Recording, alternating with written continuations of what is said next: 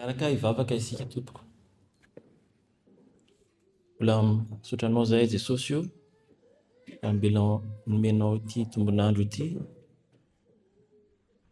niarovanao anay tamin'ny herinandro iny ary mbola hitondranao anay amin'ity toerana ity Jesosy. Iaino andre ny teninao. Jesosy matsiaro tsy mendrika tokoa zahay, manoloana anao ary mangataka aminao mba hamindranao fo aminay Jesosy, hamelanao ny elokay, nanomezanao anay fo madio ary mangataka indrindra koa Jesosy fananao masina mba hidaradalana anay tsiraray avy, indrindra mba hahaizanay mandre teninao. Dia hampangino izay feo rehetra tsy avy aminao Jesosy, ny anaranao Jesosy Kristy tomponay. Amen. Tenin'Andriamanitra izay anjarantsika androany dia nalaina tao amin'ny Lioka 4:1-3:30 ka hatramin'ny 7:30.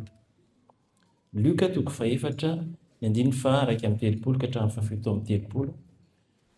Vaky toy izao amin'ny anaran'i Jesosy. Ary nidina tany Kapernaoma, tanàna tany Galilea Jesosy, ka nampianatra ny olona tamin'ny sabata. Dia talanjona ny olona tamin'ny fampianarany satria nisy fahefana ny teniny. Ary nisy olona tao amin'ny sinagoga izay nanana ny fanahin'ny demonia maloto, dia niantso tamin'ny feo mahery izy ka nanao hoe, Ndrisy, moa mifaninona akory izahay sy ianao, ry Jesosy avy any Nazareta?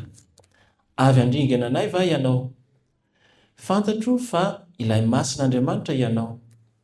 Fa ho Jesosy miteny mafy azy ka nanao hoe, mangina ianao ka mivoa aminy. Ary ny demonia no namotraka azy teo afovoan'ny olona dia nivoaka taminy, nefa tsy naharatra azy. Ary talanjona avokoa izy rehetra ka niresaka hoe, manahoana izao teny izao fa amin'ny fahefana sy ny hery no andidin'ny fanahy maloto? Dia nivoaka ireo ary niely teny amin'ny tany manodidina rehetra ilazany. Ry Ray Masina moa manamasina anay amin'ny fahamarinana, ny teninao no fahamarinana. Amen. Fiangonana malala, aminareo anie ny fahasoavana sy ny fiadanana avy amin'Andriamanitra Raitsika sy Jesosy Kristy Tompontsika. Amen.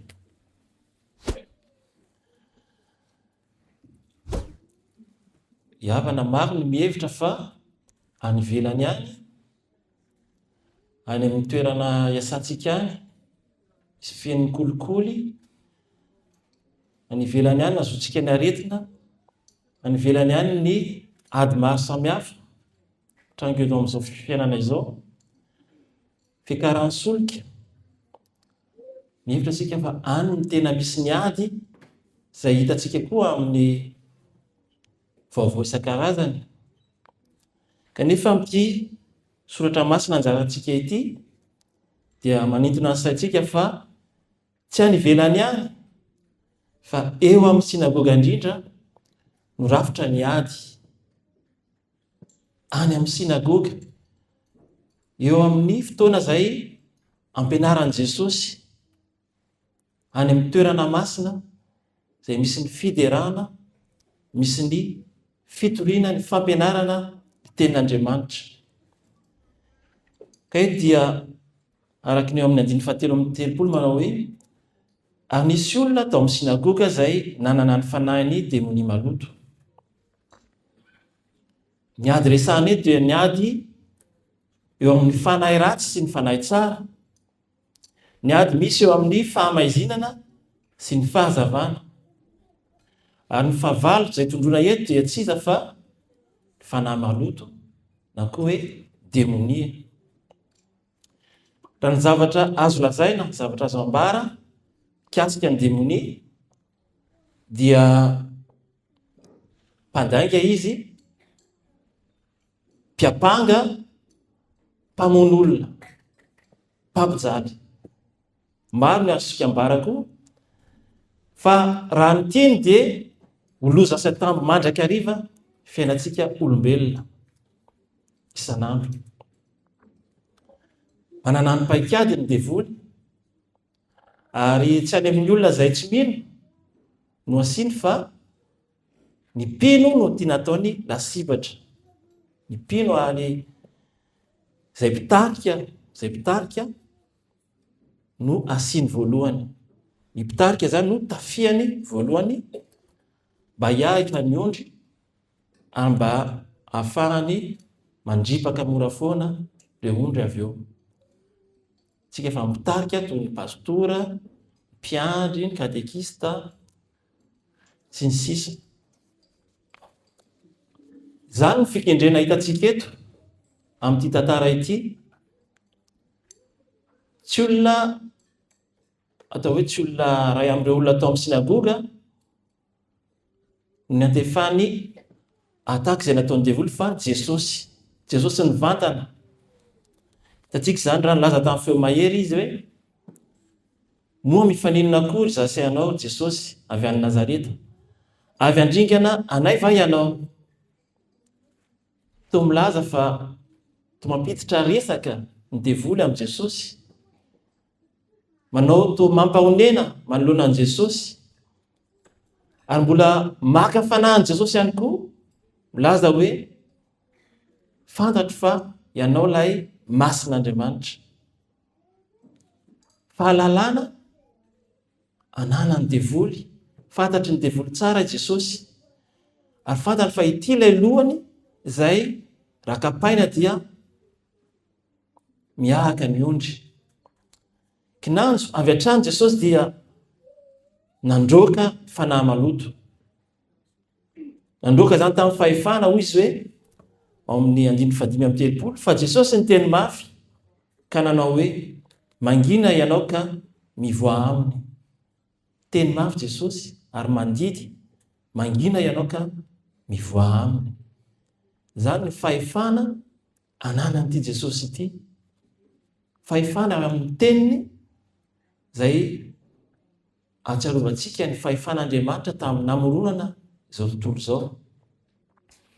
Ary mampiseho indrindra koa zany ry havana fa tsy misy marimaritra iraisana amin'ny fahavalo.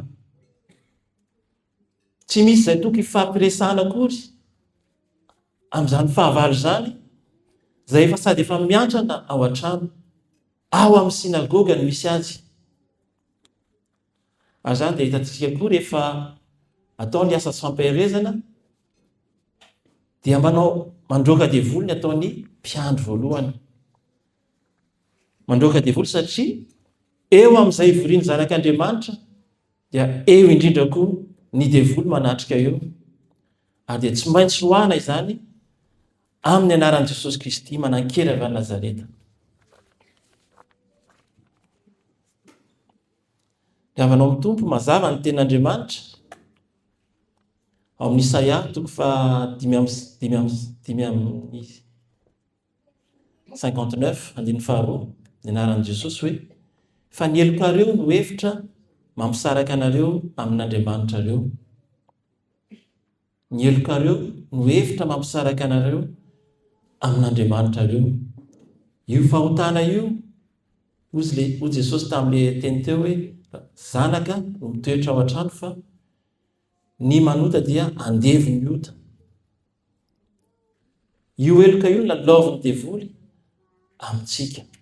Fahavalo tena fetsy raha ny devoly havana, ary manana fomba maro izy ampiasaina mba hitoerantsika amin'izany fahotana izany. Ataony ritma be ny fiainantsika. Mafy ny any-ampiasana, betsaka ny asa, torovana, mody mbola sahirana, mody feno miena ny fotoanantsika, miena ny fotoana ivavahantsika. Asarotany koa ny fiainana andavanandro, poka ny gera, miakatra ny lasansy. Ary noho izany dia vizana isika ary eo no tonga ny devoly, tonga ny fandemetsana ataony devoly amintsika rehefa vizana isika. Ianao zay olona ratsy io, inona zao ve ianao no tonga mivavaka? jereo ny zavatra nataonao. Enao tonga androany io, inona ny mbola ataonao tay am-piangonana? Tsy mananamana ty akory ianao, tsisy olona miresaka aminao. Ianao rery no mpisara-panambadiana ato amin'ity fiangonana ty, hita ny angonanao ato. Ary ity ny tena tiany ry havana, indrindra ho an'ny rehefa ataoko hoe mbola tsy akaiky ny fahafatesana raha io tavitanao zay dia efa tsy avitra tsony ianao. Fandemetsahina, manangoly, zany ny ataon'ny devoly amintsika, indrindra rehefa vizana isika. Kanefa soa ihany fa eo Jesosy tsy mitsahatra miteny amiko, tsy mitsahatra miteny aminao, ary indrindra izy ny tena miady ny aditsika. Le ady tsy atsika resena iny dia Jesosy no miady izany aditsika izany. Izy no ilay mpiandry ondry tsara, tsy vitany hoe mamahana ny ondriny ihany, mamahana miaro amin'ny biby masika, fa tena manolotra ihany koa ny ainy ho an'ny ondriny. Manolotra ny ainy ho an'ny ondriny. Io ilay mampiandry ondry tsara an'i Jesosy.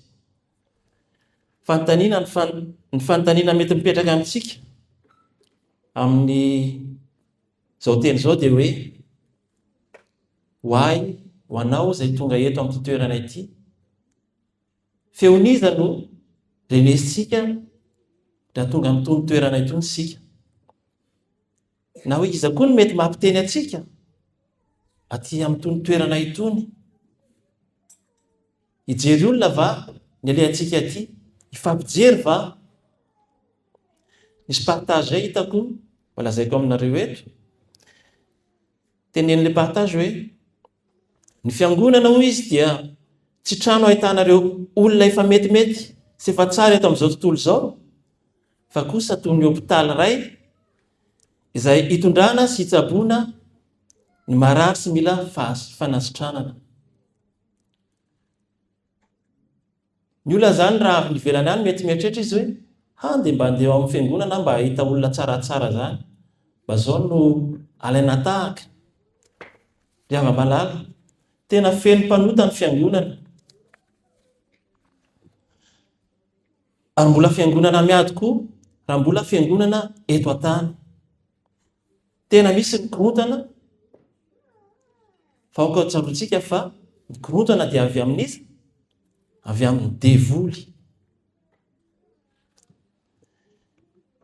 Raha milamina be koa zany ny fiangonana, tokony hampametra-panontaniana antsika ihany.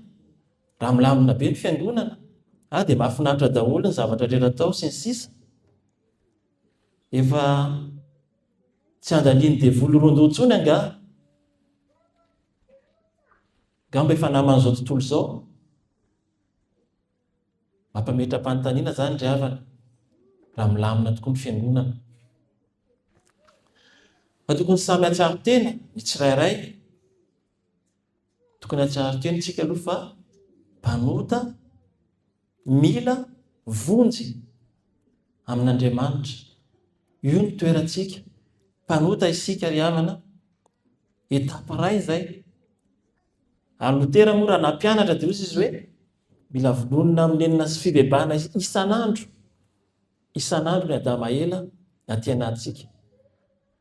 Zany fampianarana efa nomeny dimanjato taona lasa. Fampianarana amin'izao moa efa tsy ohatr'izany intsony fa hoe dia miezaka ianao mba avitaonao manao an'izao, fa vitanao io, resinao io. Fa ny fampianarana izay napetraky ny ray aman-drenitsika dia hoe mila vonona amin'ny enina sy ny fibebahana isan'andro ny adama ela ao anatintsika.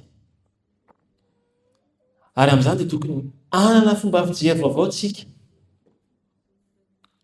Ho antsika izay mibebaka tokoa nandray an'i Jesosy, tokony mba hiova koa ny fijerintsika.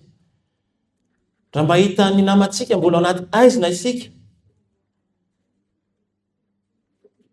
dia tokony tsy hiahotra. Jereo Jesosy fantany hoe inona no mahazo ity olona ity. Tsy taitra amin'izany izy. Tsika raha ny natorantsika mahita an'izany, tsy nampoiziko rahanona iny. Izay no fijerintsika natoraly amin'ny maha-olona antsika. Ka io no isotomana ny saintsika hoe tokony mba hanana izay fijery vaovao izay tsika rehefa avy nandray tokoa an' Jesosy. Ilay fijery tsy misy fitsarana, tsy misy fitsarana. Ry hava malala amin'ny tompo, mila mitandrina zasanao amin'izay feo renesitsika, izay tena aleoko ny vavantsika, indrindra amin'itony toerana itony.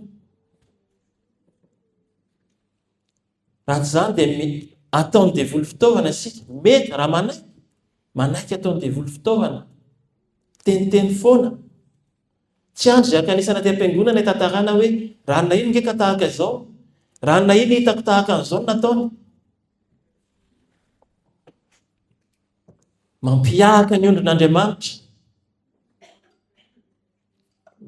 manafitohina ny hafa.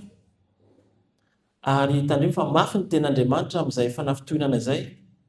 Amin'ny Matitio 7 dia miteny izy hoe nefa lozan'izay mahatonga ny fanafitohinana.